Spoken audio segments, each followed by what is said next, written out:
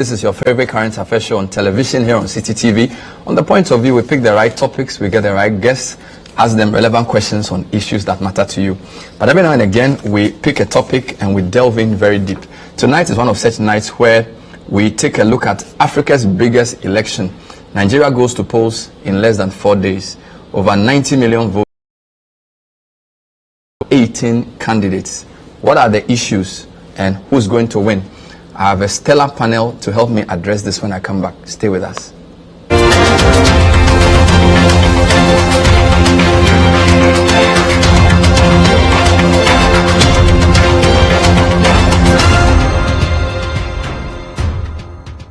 Chami, one mixy choco. Hot! Mixy choco. Chani hot. Coco womo. Chani hot. I can't this way. This is I don't know. What? Manji school for Nisikao. They are the future generation. And now 5 guys in the say Omunyina, Jomo Wallet, and Joe Bieska. But Chani Kukra. What?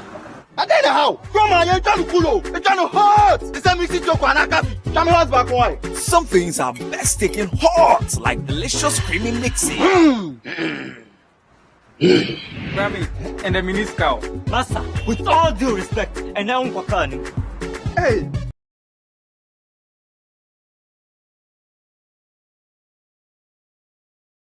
Channel Hot. This advert is FDA approved. Creating your own business takes time, passion, and hard work. It takes commitment and perseverance in the face of challenges. As an entrepreneur, I look for value. How to get more for less. That is what Vodafone Too Much Business gives. Too much data, minutes for calls, SMS bundles, and my favorite part is too much flexibility to customize your mobile plan. Get more value for your business. Sign on to Vodafone Too Much Business, a cost-efficient mobile offer that allows you to choose and customize how much data, voice or SMS allocations your business needs. Send stats to 050-777-9000 or email vodafonebusiness.gh@vodafone.com. Whatever your business needs are, Vodafone Too Much Business has a solution for you.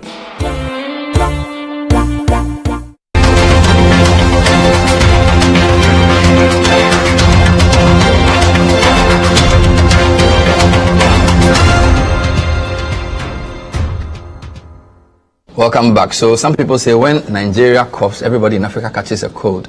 So their election that is due Saturday the 25th is big news all over the world. Tonight on The Point of View, I'll be telling you a brief history about Nigeria,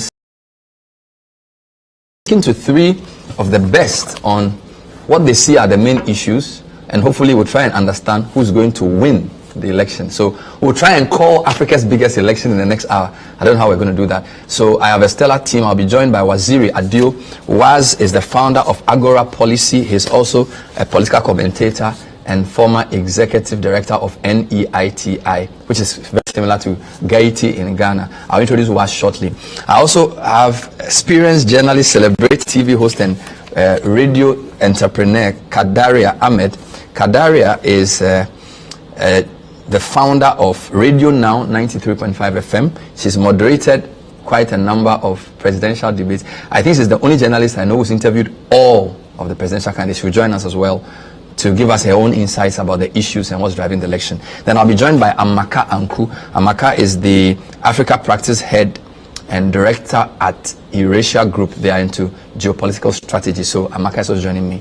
Before I talk to my guests, I just want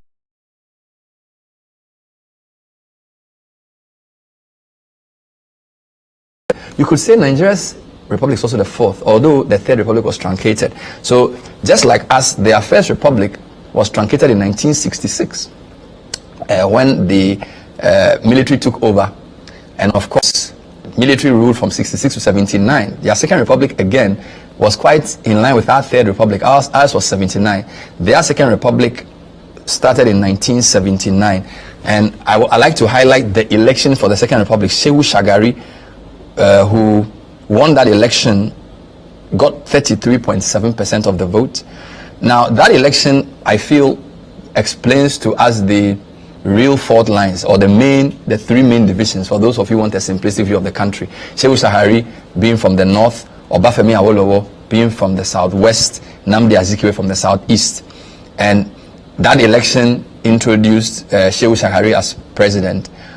And that election as well was followed by another one in 1983, where he actually increased his margin from 33 to 47.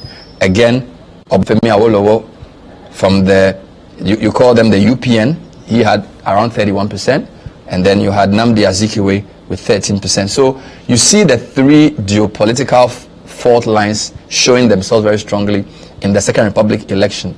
Now, I call the 93 election, or the Third Republic, a truncated republic, because a lot of us followed that election where Chief Moshood Abiola won the election, at least we're told, by almost 60%, 58%.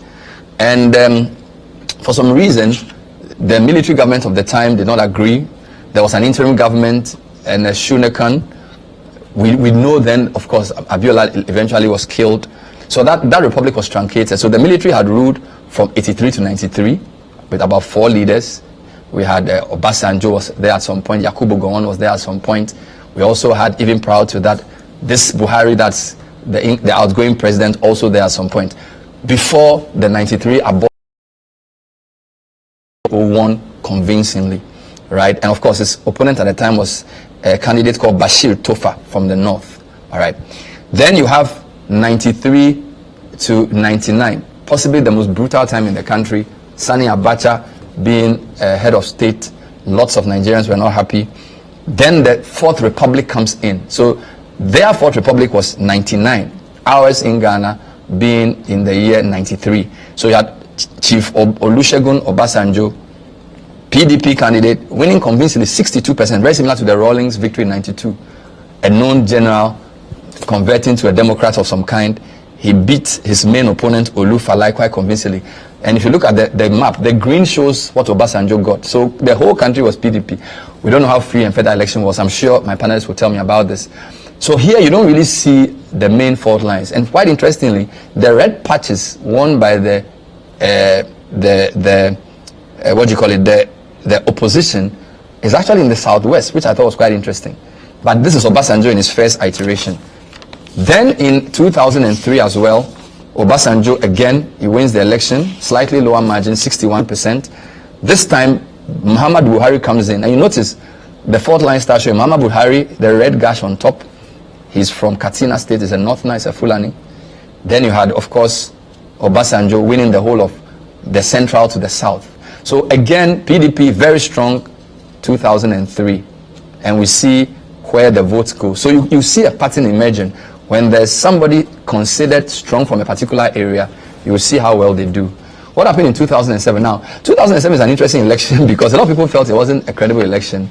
In fact, we don't even have this map we've had for the other elections for 2007 because a lot of people felt it wasn't properly organized. This is where Umaru Musa Yar'Adua took over from Obasanjo. He is Obasanjo's anointed successor, spent many years in hospital and actually died in office, replaced by his Vice President, Chief Goodluck Ebele Jonathan.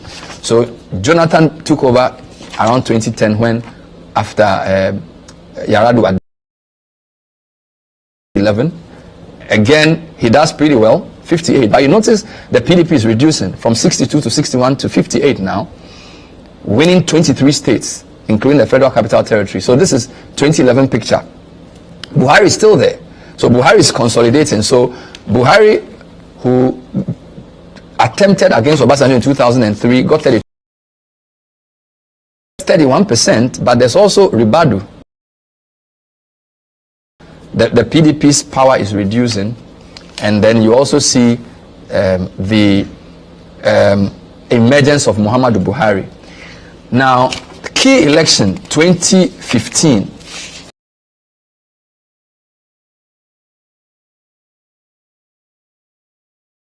Nigeria, APC, which is the incumbent party in government now, a lot of people think with the instrumentation of now Bola Tinubu, brings in Buhari again. They unite their forces, and for the first time a sitting president is defeated. Again, similarities to Ghana. We know Jonathan is close to John Mahama. John Mahama lost 2016 as an incumbent president after his first term. Jonathan loses. He gets 44%, whilst in government, very similar to Mahama as well. Incidentally, both parties have the umbrella as their insignia. So Buhari enters and wins in 2015. PDP then brings in Obasanjo's former vice president, Atiku, to contest Buhari in 2019. But actually, Buhari consolidates. He does much better. From 53, he gets 55. So this is the state. APC is strong. Buhari won convincingly, but he hasn't governed that well. So a lot of people feel this is a chance for another party to throw out the APC. But then there are lots of complications, and my panelists will help me understand the complications with this election in terms of why it's not as simple as north, south, east, west. There's more nuance to it. Before I talk to the panel, let me just show you one final slide on the election in numbers. So this is Africa's biggest election because there are 93.5 million voters. That's like more than most countries, probably apart from Egypt or DRC. Like the number of Nigerian voters registered, more than most countries' human beings. Ghana has 31 million people. We have 15 million voters. Nigeria has almost 9 times that, 93 million voters. 18 political parties. Now, our constituencies in Ghana are 275.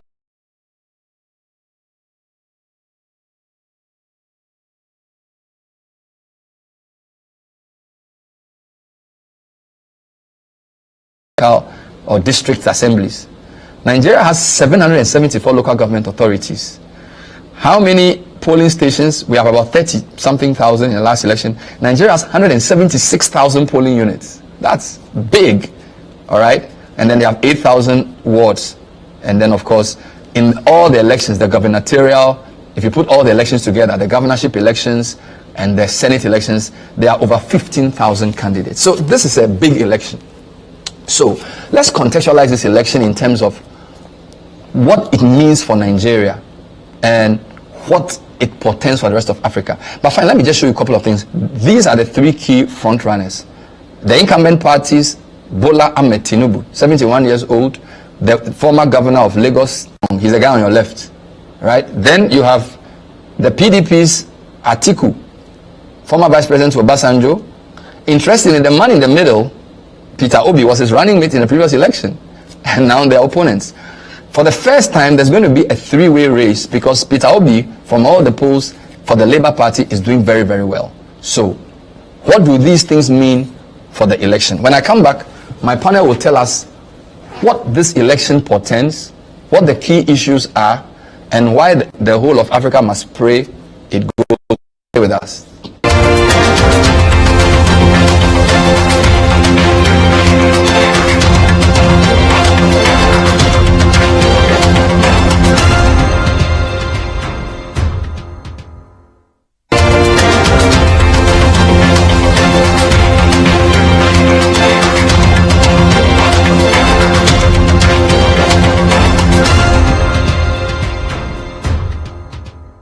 Welcome back to The Point of View. So tonight we're looking at Africa's biggest election. We're trying to analyze and possibly call it. My guest, Waziri Adio, founder of Agora Policy, political commentator and former executive secretary of NEITI, which is a Nigeria Extractive Initiative for Transparency. Waz, thanks for joining us. Good evening. Good evening, Bernard. How are you? I'm very well. It's good to have you, sir. Yeah, same here. We're also very privileged to have a celebrated journalist, media entrepreneur, and founder of Radio Now, Kadaria Ahmed. She's a woman of many parts. I introduce her as probably the only journalist who has interviewed all the candidates multiple times. Host of more presidential debates than things. Kadaria, welcome to the show. Good evening. Good evening. Thank you for having me. Wonderful. Later, we'll be joined by Amaka Anku as well. In the first part of the show, I tried Nigeria Politics 101. I don't know if my summary of the situation is good enough, as in where you are in terms of candidates, the history. Is the context okay, or do you want to sort of tidy it up a bit? Where is Nigeria now in its political history as far as this election is concerned? Was? Okay, thank you very much. I think you did a fantastic job, not just for Ghanaians and other Africans, but even for some of us Nigerians too. But let me just add a few wrinkles to the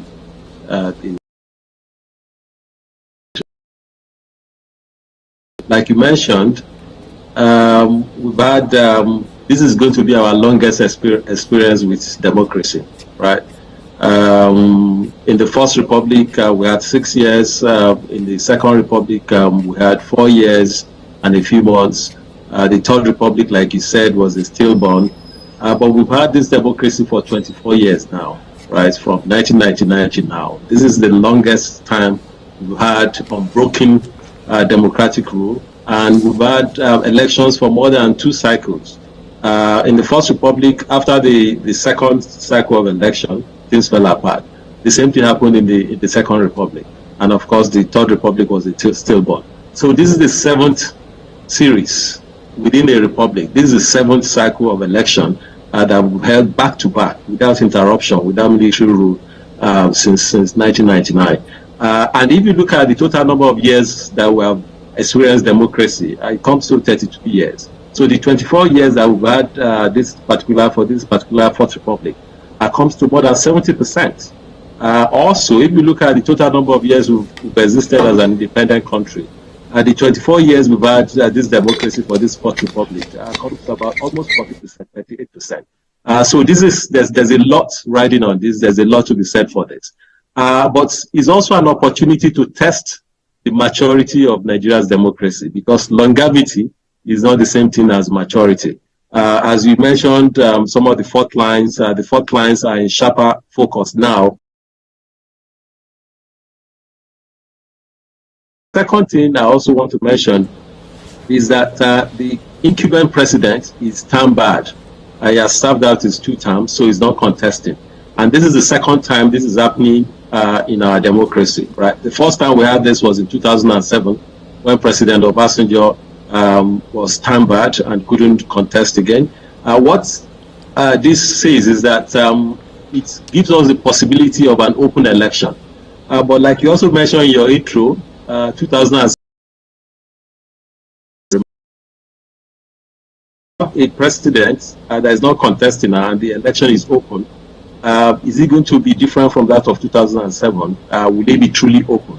So that's the second thing. The third thing, which you also mentioned, is that if you look at the pattern from 1999 to date, the race had always been between 2 parties, the dominant party and the dominant opposition party, right? And between them, sometimes they poll, up to like 98% of the total votes, right? And sometimes even when you have more than 70 or 80 political parties, the 2 dominant parties, poll between 80% to 98% of the votes. So this is not likely to be so this time around, for reasons we're going to get into later. So it's likely to be a 3-way, a 4-way horse race. And also, there's a likelihood of an upset. In 2015, an incumbent president was defeated as a poll. This time around, there's a lot of excitement about his content against what you call the establishment. So it's not just the ruling party now, but also the 2 parties that have dominated his space since 1999. So not riding on this. There's a lot of expectation. There are so many things at stake, and as you know, the way Nigeria goes, it's also it sets the stone for the rest of the sub-region and the rest of the continent, especially with some democratic reversals that we've seen. I see 3 key points: the fact that this is the longest period of uninterrupted democracy, the fact that there's no incumbent, and then the fact that for the first time it's actually a 3-horse race. It's not a 2-horse race. But 3 or 4 horse race, because I'm sure you're bringing Rabiu Kwakwanso as well. But the first question for all 3 of you, and I'll come to Kadaria on this, is usually when we analyze elections, we say, what is the question for this election, right? So what's the most important question Nigerians want to answer with this election?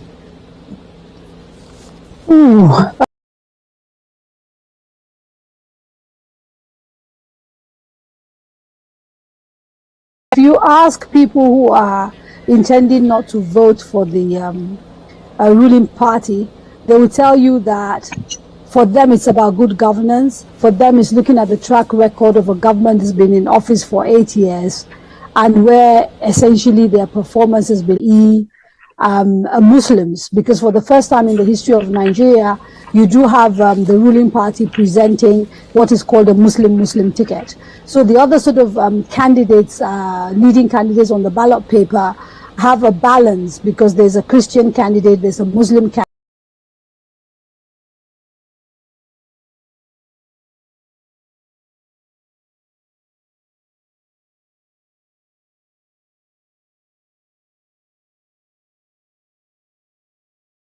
Dominate, and there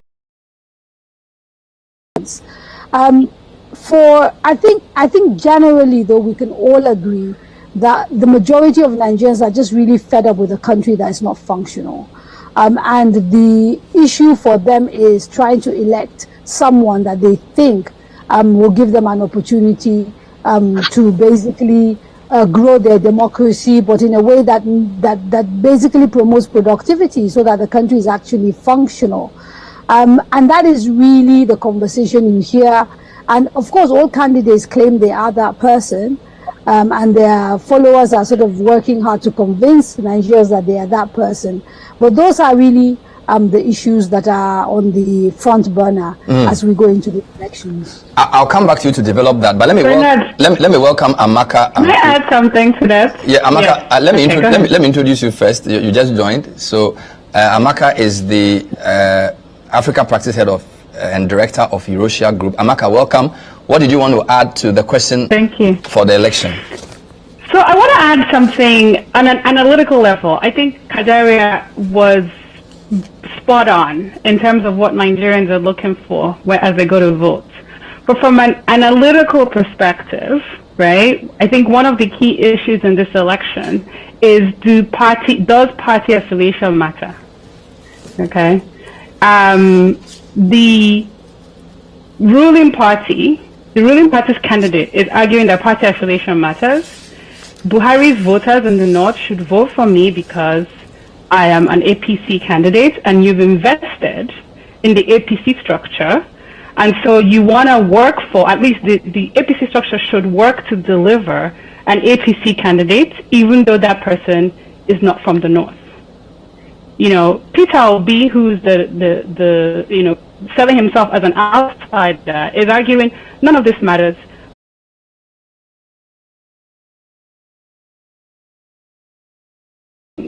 In the South, he's arguing party structure does matter because the PDP has been here for you. It controls a lot of these states. Turnout votes for me. In the North, I think they're betting that a lot of Northerners will vote for Atiku because they recognize him as one of them, right? So I think it's important to point that out because it could be, it's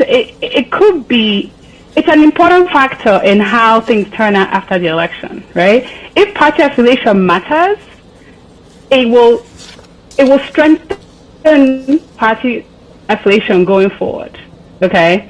If people feel, on the other hand, that the person who won because of their ethnicity, it could deepen divisions along ethnic lines. So that's something to keep in mind. We'll come back to that. But I think what Amaka is saying is that this is probably the most confusing election to call because the factors are multiple. Let me take Waz. Waz, is Amaka on point in saying it's a tension between party and personality, religion versus bloc? Everything is up in the air. So it's very difficult to simplify this election and say this is what's going to drive the vote. Waz?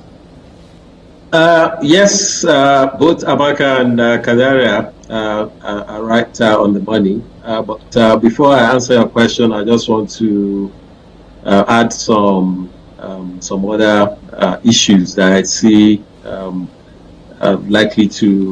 that are likely to determine how people vote. At the first block of issues, I will call socio-economic issues, right? And these are things about, like Kadaria mentioned, and Amaka also, I think she also mentioned that, about how is the country going? What is happening with our public finances, right? The public finance is all over the place, defined by, low revenues, high debt, right? You have at the point where, oil prices are very high. Our savings revenue from oil is almost next to nothing. Savings from oil revenue for the country is going down. The external reserve is going down. So there are concerns about the management of the economy. But it's not just about macroeconomy per se. It's also about how this is impacting people. There are issues around high unemployment. Unemployment is around, 33%. Poverty rate is very high. Multidimensional poverty in Nigeria is, about 103 million people are multidimensionally poor. That's more than the population of many African countries combined, right? Inflation is very high, especially food inflation. So people are feeling not just that there are issues about how the economy is governed, but they are also feeling it in their pockets. They are also feeling it on their dining tables. So that's one set of issues about. So also related to that is about security situation in the country, right? There's widespread insecurity. Everywhere you turn to, all the six geopolitical zones of the country, have one form of insecurity or the other, very widespread and very prevalent. So that's one set of issues that will play high. And unfortunately, most of these things will be like, the election is likely to be a referendum on the incumbent party, right? But another set of issue, which both Kadaria and Amaka, have alluded to or have mentioned, is what I would call the political issues, right? Because Nigeria is a multi-ethnic and a very diverse, multi-religious country, right? We have struck a form of informal, pact, about the rotation of power, So the informal pact, like an elite consensus, so to say, is that power will move from one section of the country to the other after, like 8 years. So the incumbent president is from the north. President Muhammad Buhari is from the north. So the consensus is that the power should go to the south. And, out of the 4 leading candidates, you have 2 from the north and 2 from the south. And also, there are also some issues around religion. The ruling party is presenting a Muslim ticket. This is the point of view. We're looking at Nigeria's election. We're trying to analyze and call Africa's biggest election. It's not an easy job. I have 3 of the very best to help me. Waziri Adio, who's a policy analyst and founder of the Agora policy.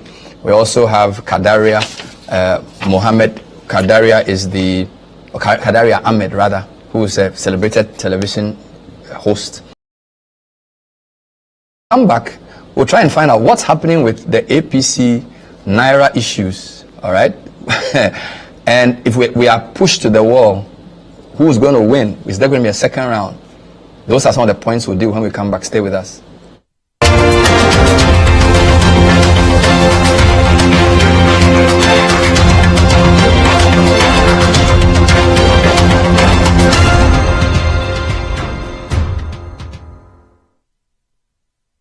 Pepsodent introduces charcoal and lemon essence. The unique combination of natural essences whitens teeth naturally for you and family because every smile matters. New Pepsodent Herbal. Introducing a unique combination of herbal extracts in an antibacterial toothpaste for strong teeth and healthy gums that protects your family and you. Every smile matters.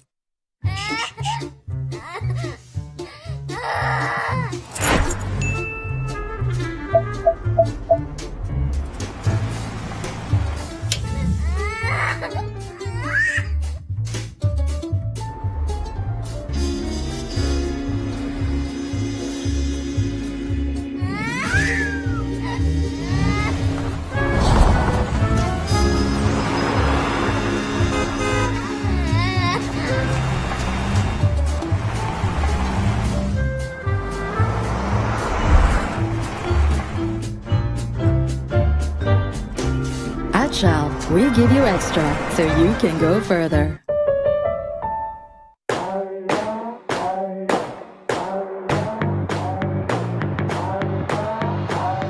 Africanacity is using plastic waste to provide affordable homes.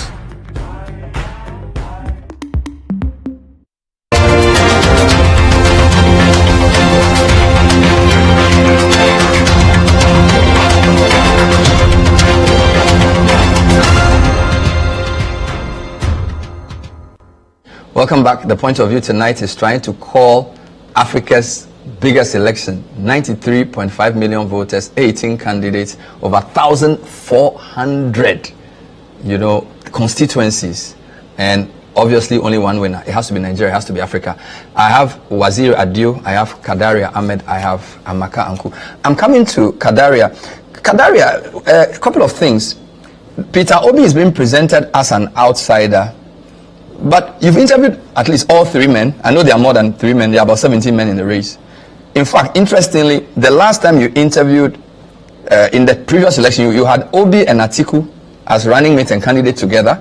And then now you had Obi and somebody else, and Atiku being the opponent. What is your sense of the personalities and whether that is going to affect this election at all? Or is this more a party issue?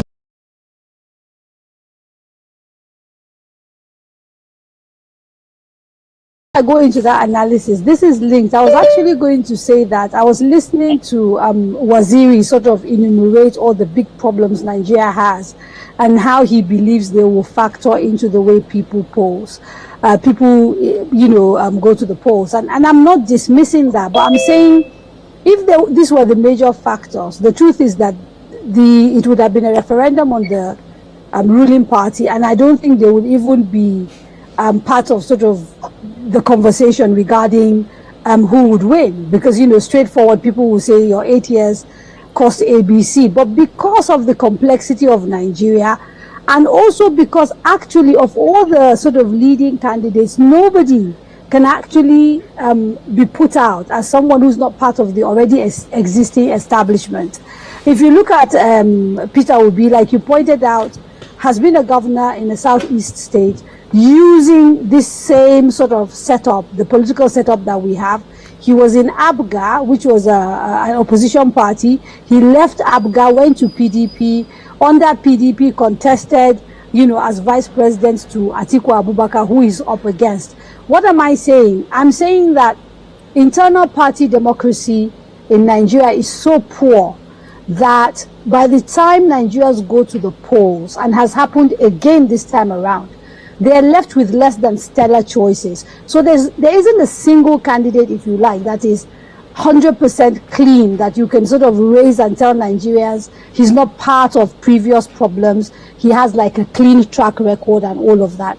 Now, having said that, it is true that Mr. Obi of the Labour Party is being presented as being slightly different. And it is playing well, especially with young people, the Twitter generation, who sort of are very, very upset about the direction of Nigeria, who've seen many of them having to leave this country and sort of travel abroad in order to get a second life. I'm not sure, and I know I'm not going to be,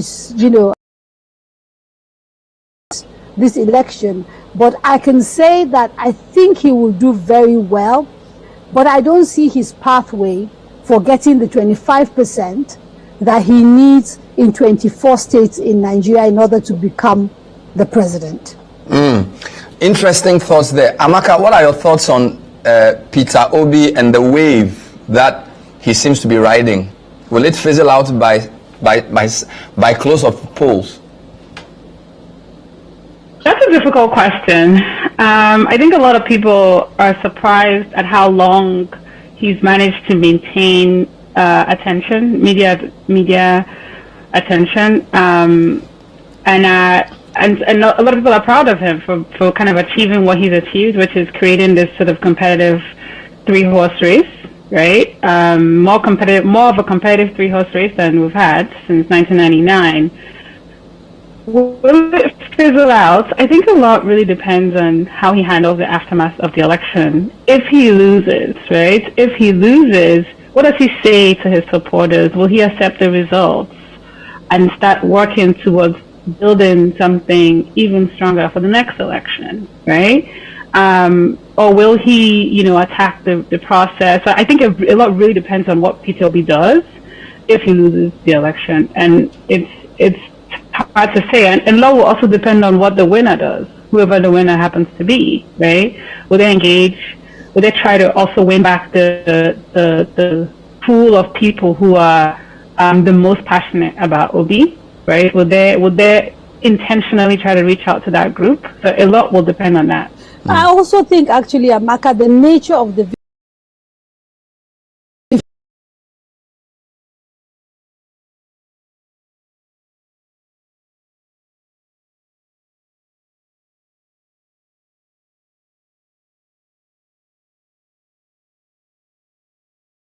has, areas that, could be played. So I think if you end up with the first round win, it all depends on how the person wins that race. If it's sort of simple and straightforward. But if there are sort of any questions and doubts around the actual election results, I think we may be in for a very turbulent time. Why? I think that's fair. And I would say that when I ask people, sorry, one last thing. When I ask people what are they looking for, it's that the DVAS, so the technology that people will be using to accredit votes and to send the picture of the polling unit. People want to see that it works for the most part in most places, and it is used for the most part in most places, and that will be the key thing to watch. All right. Now,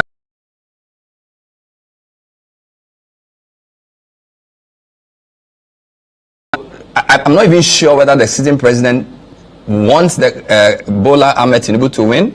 I mean, I've heard people like El Rufai, governor of Kaduna, say there's a group of people in the government who really want to cause chaos. They want Tinubu to lose. They want an interim government. Can you explain to the rest of the world how on earth about 7 or 8 governors of a governing party are fighting their own president 4 days to an election? There's a court case. I mean, what is going on? I mean, what is that? Nigeria being Nigeria. Okay. Go ahead, Waz. Okay, this is election season, and election season is prime time TV in Nigeria. So an election that is not full of drama. It's not what is sought. So it goes with the terrain for us. There will always be things like this. But it's also, even as used as we are to high-stake drama. During elections, and this is the first time you see an incumbent party going into a major election in such a shambolic state. I don't know what is going on, but definitely something is going on. I think, if I could was, I think if you cannot understand how the APC came into being, it might not be a big surprise. You see, the thing is, the only thing you can guarantee when it comes to Nigerian politicians is their ability to cross carpet, right? So a lot of the people who form the APC are basically people who've come from other parties, including the PDP, right? So you have people crossing over, and so we have this saying in Nigeria: you don't really have permanent friends in politics, you have permanent interests. And what that refers to is essentially politicians will take their personal interests over and above any sort of party affiliation or any sort of loyalty to an ideology. We don't have ideologically leaning parties in this country.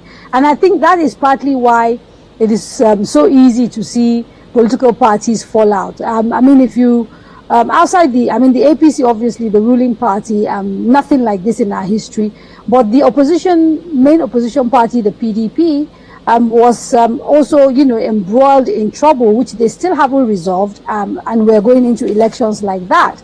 Even the third party, which is the Labour Party, we've seen little incidents within the party where state chapters will be accused of working for one of the main parties, either the PDP or the APC, etc., etc. And I think all of it speaks to the fact that, by and large, despite this 24 years uninterrupted run of democracy, we're still really babies in the game.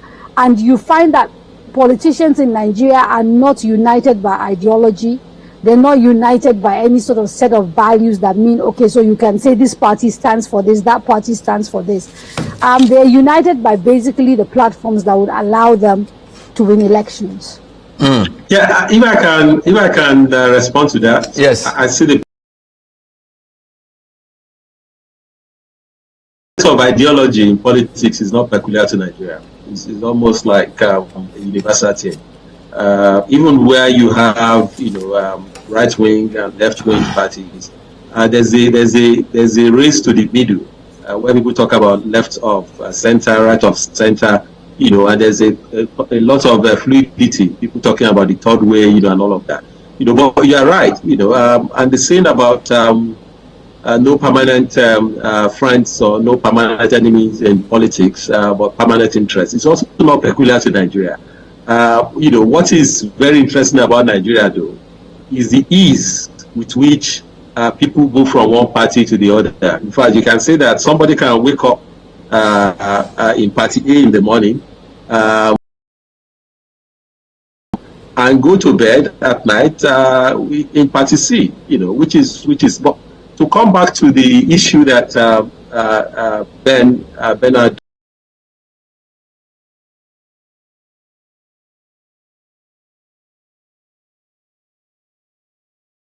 the deadline was 31st of January, then was later extended to February 10th.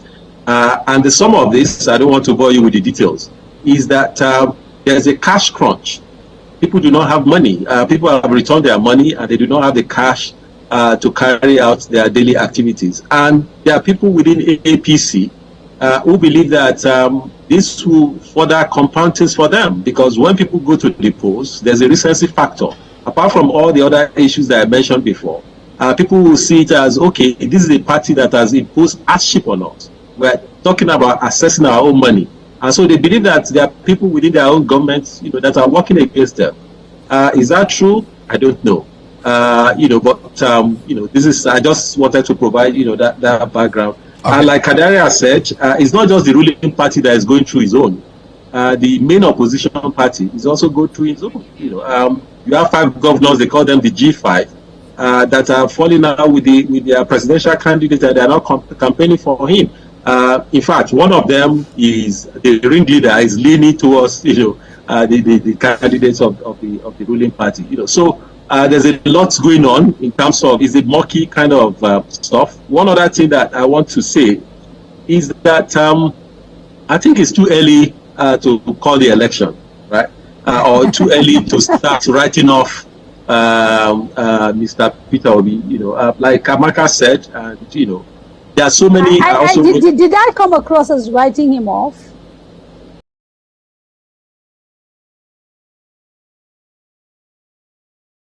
But that I don't see the pathway to 24 states at 25%. That's what I said. But I expect him to do very well. Somebody can hear that and say that, okay, you say that you know. Yes, if somebody doesn't get the 25%, it doesn't mean they're out. It could mean that I am actually, if you ask me to predict, I am actually predicting a runoff. So I'm not writing. I don't think there will be a runoff. Okay, guys, let's take a final break and I'll come to predictions.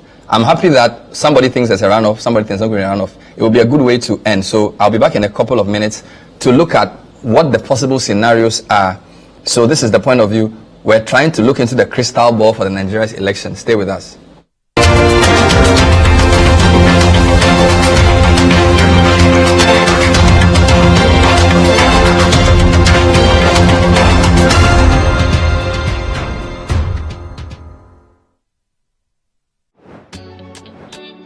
Get 2 months of Showmax for the price of one. It's giving double energy. It's giving celebration Ankasa. All that scandal. It's giving the perfect storm. Shishi. More epic thrills and detective vibes. You go feel sa. It's giving what it's supposed to be giving and overdose. So subscribe now to get 2 months for only 16 Ghana cedis 99 pesos for a limited time. It's giving Showmax. Tell me one mixy choco hot. Mixy choco, Johnny hot.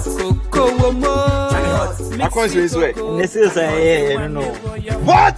Manji school for Nisikao. They are the future generation. And now 5 guys in the same Omunina, Jomo Wallet, and Joe Bieska. But Johnny Cook. What?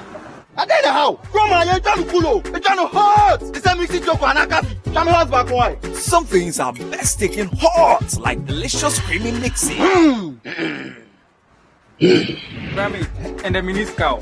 Massa, with all due respect, and now I'm Hey, son. Mixi Choco now in a new pack with a great new taste. Mixi Choco, Mixi Coffee, Channel Hot. This advert is FDA approved.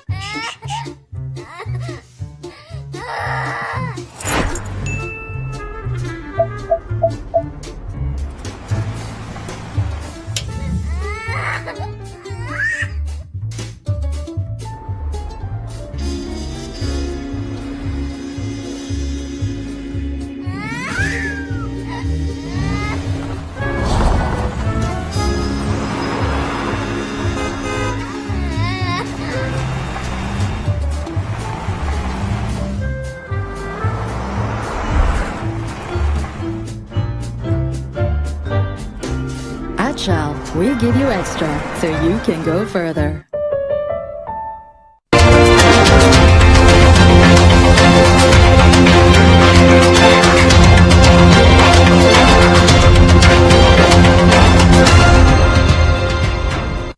Welcome back. So tonight we're looking at Nigeria's election. My guest Amaka Ankui, Rosia Group.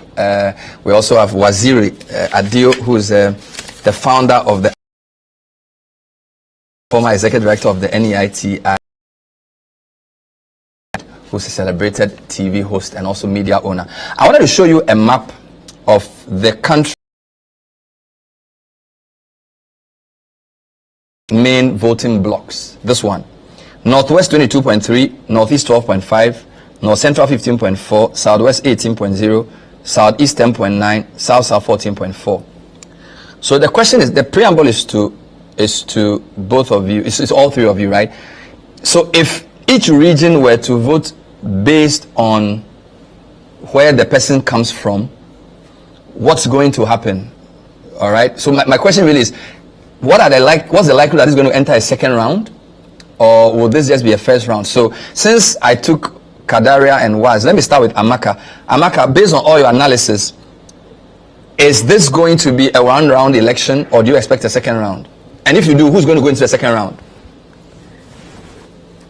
I actually I think a second round is possible. I don't think it's likely because the two major parties have a pretty strong established history of getting the required threshold, 25% in 25 states. And if Peter Obi is able to, he can collapse one of those parties or the other, right? He can prevent one from reaching the 25% threshold. It's very difficult for him to do that with both of them. And if he's able to do that with both of them, if he's able to prevent both parties from reaching you're basically saying he's going to win over 50% in 24 states, he wins the election, right? So I think that there are very few scenarios in which you don't have someone getting the threshold and also having the highest number of votes. But it's possible. Okay. I just don't think it's quick follow-up. I disagree. Okay. I actually totally disagree. Okay. If you put that map up of Nigeria, right, and you look at the regions that we're talking about, I can the states in the southeast, all the states, most of the states in the south except maybe one. Take a place like Benue and Plateau, which sort of have high Christian populations and where religion has been the factor in campaigning, and end up winning more states than one or both candidates, and then but not have the numbers, because the numbers of voters in the south will not get the 25% he needs in 24 states, because the states that he's strong, he could win them outright, but the states where he's weak, he's polling like 1%, 2% in them. So I am not saying that a first round win is not possible, I think it's very unlikely, given some of the things that we've seen. I think they're all in the areas that they're strong. They're all very strong. I predict that Asiwaju will win the the Southwest very easily. I suspect that Atiku Abubakar will get some of the north central states like Adamawa, his state, probably neighboring Taraba, and will probably do well in a few northern states. So to be honest with you, I still think there's a lot, it's up in the air for me. I honestly do think it's up in the air. Was? Okay, the first thing is we are also speaking to non-Nigerians. Let me provide a little context. There are two conditions for a winner to emerge on the first ballot. The first thing is that if you have more than 2 candidates, which we have in this case, we have 18 candidates, the first condition that has to be met is that you have to score the highest number of votes cast. Unlike other countries where you need to have 50% plus 1, you don't have that in Nigeria. You just have to have the highest number of votes cast. That's the first condition. And it can just be like, you have one more vote, than the next person.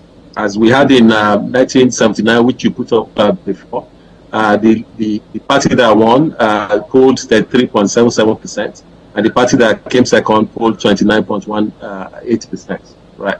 So it can be that, and I think this is what is going to play out this time around. That unlike before, where the winner used to score about 50%, because of the tightness of the race, because it's going to be a 3 or 4-way race, you find out that the winner might not score more than 40%, of the total vote cast. The second condition that has to be met, which both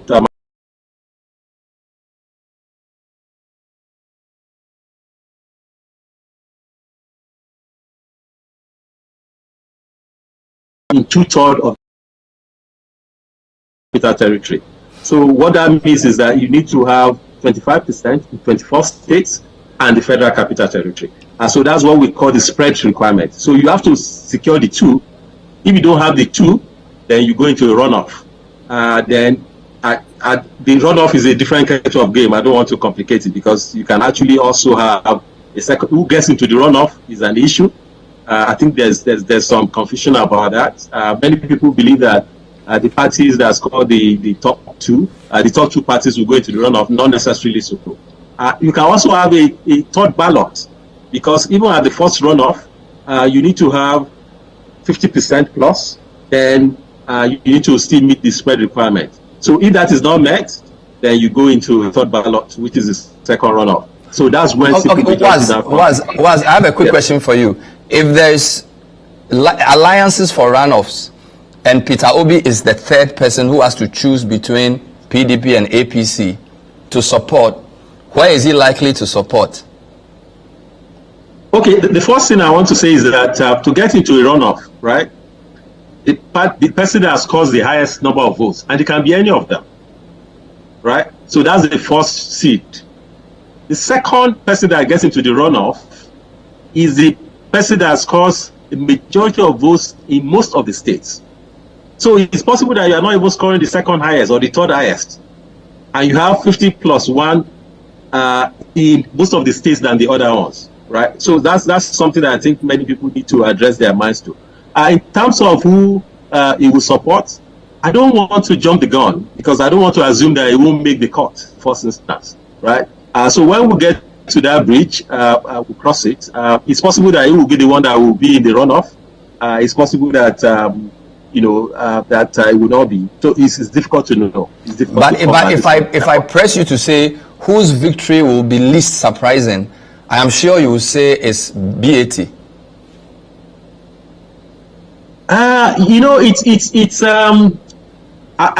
won't say so, right? Because this is politics, and in politics, an axiom is that a day is a long time. All right, fair enough. Just leave it there. Let me throw that same question to Kada. To either of you. I wouldn't be surprised if the person who gets the most votes doesn't necessarily get the spread. That's the only thing I will say. Playing it safe. That's the only thing. Amaka, what do you have to say? Well, this one, everybody on the panel is avoiding the question. I don't know. I feel. Well, this one, everybody on the panel is avoiding the question. I don't know. I feel.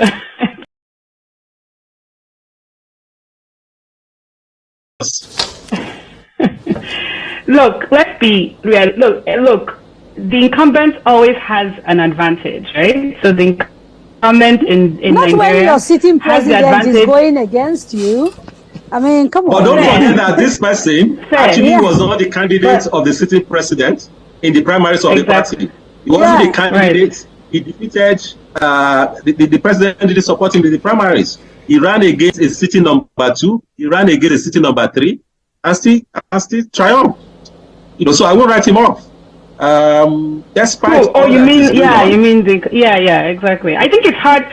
Look, people who know the career, people who know about the career of the ruling party's candidate know it's very difficult to write him off, and I think that's fair. And I think he does benefit from the strongest party machinery out there, right? His state, his party has 21 or 22 governors out of Nigeria's 36. Historically, what we call structure in Nigeria, i.e. party machinery, i.e. the number of governors you have, the number of elite support, the number of elected officials who are out there mobilizing votes for you, that counts a lot on election day, right? Okay. Because on election day, you have to get people out to go and vote. And so I think that's what's really going to decide the election. Wonderful. Well, this show will come back on air on Monday, and by which time we would have known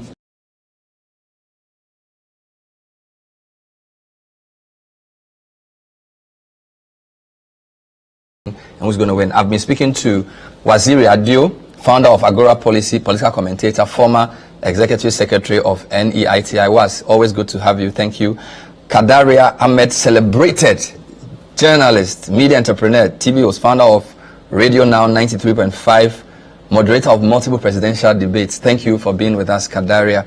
And Amaka Anku, Africa Practice Head and Director of the Eurasia Group. Always a pleasure talking to you, Amaka, as well. We'll keep an eye on this election, and City TV will tell you what's happening as the period emerges. My name is Ben Arafe. Thank you for watching. We'll be with you next time. Bye-bye.